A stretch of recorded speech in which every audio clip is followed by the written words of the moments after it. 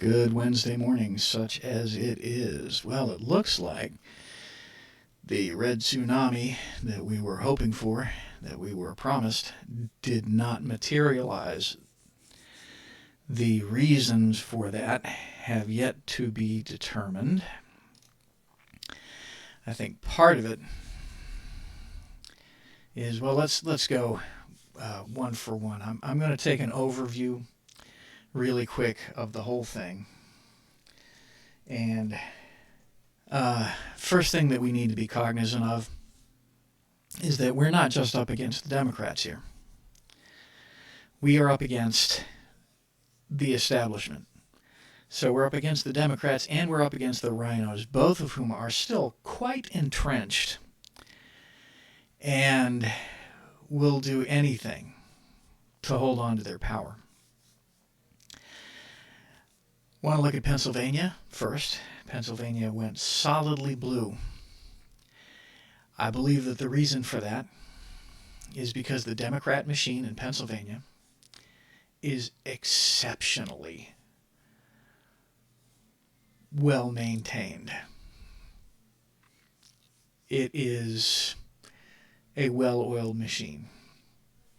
Then we can look at Arizona. Less well-oiled machine. Down there, you have a few corrupt counties, not the least of which is Maricopa County. They're dirty as hell. Absolutely dirty as hell. 38% of the machines, the tabulation machines, were malfunctioning, such that ballots had to be collected, physical ballots had to be collected, or voters were turned away and not allowed to vote. Anyway, these physical ballots were then taken downtown to be counted. And you can be sure that the count is going to come out in the favor of the establishment. This is the holdover of the McCain machine. The McCain machine is not a Republican machine. It is a neocon establishment machine. And again, there are a lot of other things that need to be analyzed as far as why what happened. I think a similar situation is going on in Georgia as well. But at any rate, we did not get the ground that we were expecting to get. And as more information comes in, I will cover it. But certainly, Arizona needs to be investigated, especially Maricopa County. And people need to go to prison. That kind of corruption cannot stand in a civilized republic.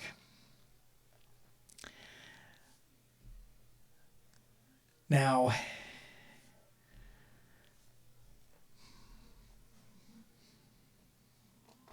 just like any war, and we are at war,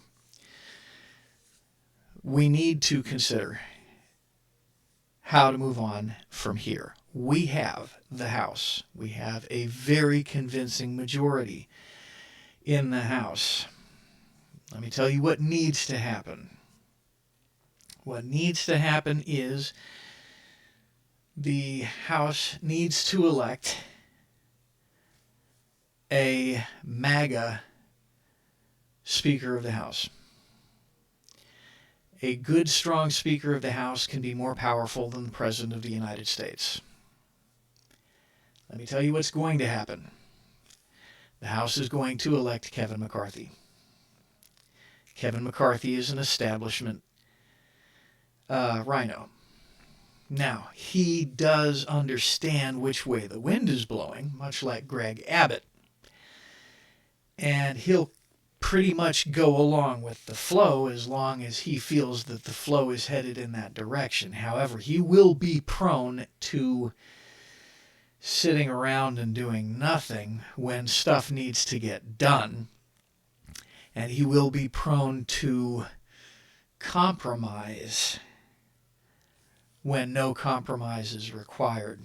And from this point on, there should be no compromise. Not a single solitary spending package that Biden wants should get out of the House. It shouldn't even get out of committee. Okay, all of the committee chairmanships should be MAGA people. That's probably not what's going to happen. That's probably not going to happen. If they really had balls, if it was me in charge of the Republicans, I would nuke it. Nuclear option. You see, the Speaker of the House does not have to be a member of the House. So if I was the Republicans, I would put Donald Trump in as Speaker of the House. And holy crap, hold on to your hats.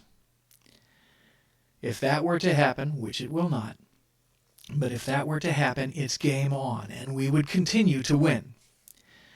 The thing is, the establishment Republicans have no intention of winning.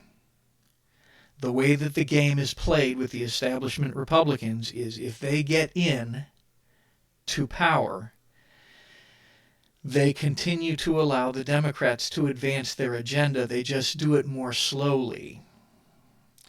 They do it in the name of bipartisanship, in the name of reaching across the aisle. They allow the Democrats to get their agenda pushed forward, just not as much. And the entire time they do it, they decry what the Democrats are doing on Twitter and other social media now, so that they can still maintain their seats, so that they can create the illusion that they are actually working for us. Trust me when I tell you, Kevin McCarthy and the rest of the rhinos are not working for us. They are working for themselves, because either way, as the Democrat agenda gets moved forward and federal government gets bigger and bigger and encroaches more and more on our liberties, the establishment Republicans still get more money and more power. The system is broken, it is corrupt, and it needs to be changed. This is why,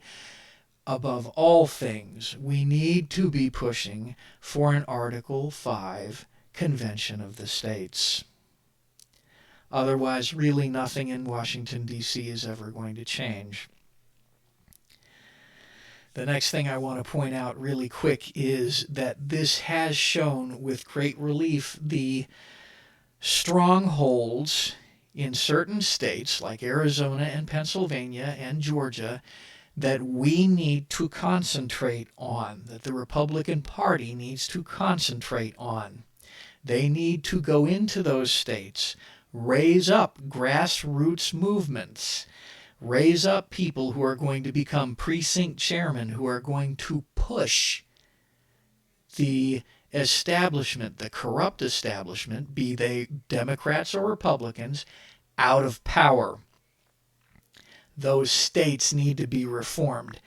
If those states are not reformed, there still remains the possibility, however distant, of a national divorce.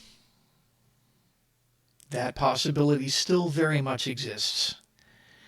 What I am afraid is going to happen is the establishment Republicans are going to take this as a defeat. Not that they gained ground, not that they're going to even try to hold the ground that they took, but they're going to take it as a defeat. They're going to say, see, we really didn't have a mandate anyway, so we're going to go back to business as usual. Folks, it is our job to put the pressure on them and make sure that that does not happen. If anything, we need to redouble our efforts. We need to hold their feet to the fire, and we need to make sure that they follow the agenda we want them to hold. Thanks for listening, and I will talk to y'all later.